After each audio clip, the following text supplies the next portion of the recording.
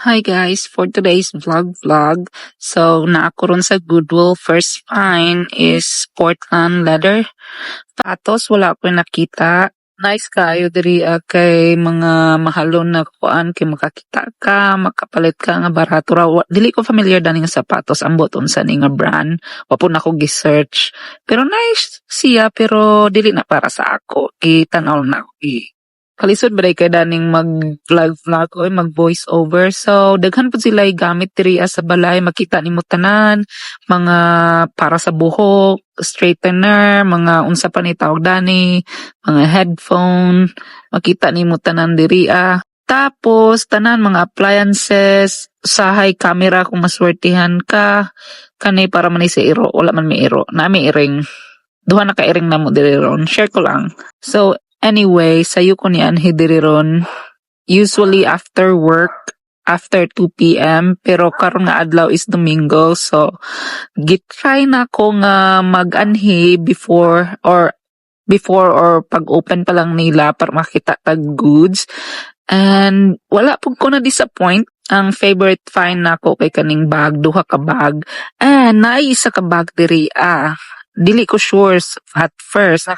Kani Louis Vuitton pero gi-check na ako fake man siya so wala na ako siya gi-grab. So lagi ang bag anak ko high quality man niya pero wala ako kakita sa tag kay nagdinanghag man. So gibutang na ako siya sa cart. And then naglibot-libot ko nakita na ko ni ang Carhartt mahalon pud ni siya. So grab na sapatos wala ko nakita tanawa puno na kay na akong cart. And then, ay mga kuan, doll shoes, pero dili na ko size, kani Liliana, di ko familiar sa brand. I-search na ako sa Google, mga $30 to $70. And daghay mga underwear diri pag ukay-ukay lang dira makita kag branded. Klase-klase giniilahang kuan diri ukay-ukayan. Hiling naging ko mag-ukay-ukay sa Pilipinas pa ko. Samot na diri. Murag kada semana gigo gaadtog Goodwill after work or weekend.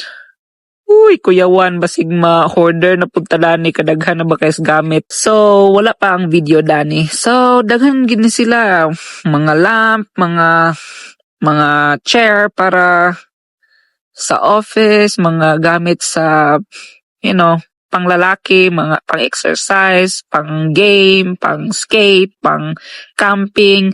Among mga camping stuff, it's mix. Ang uban kay sa Amazon gipalit, ang uban pod kay sa Goodwill.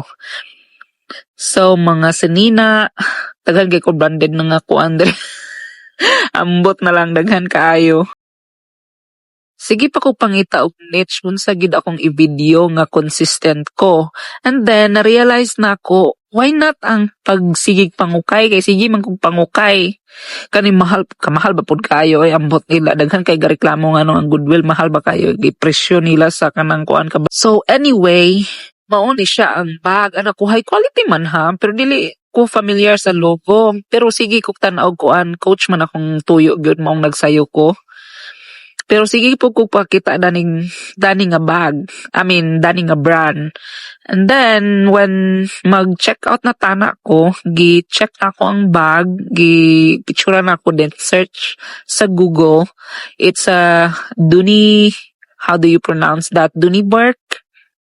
Kaling Bisaya to gahi bagi kay English. So, mo na siya ang brand. Mahalon po na siya nga bag, mura siya og Coach. Mura kong sangko sa langit ambot.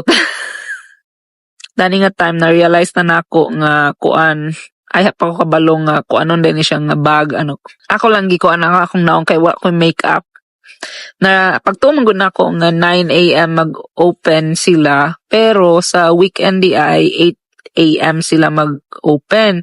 Pag check na ako sa Goodwill ko 8 AM man di ay na kuan na 7:58 na di nataranta na ako nga muadto na ako kay mag-open na sila. Gusto lagi na ako nga pag-open na nako dito kay early birds catch the worm. English yun. So, mo to ni adto ko dito walay makeup so tambunan lang nako akong naong no. So, more to thank you for watching.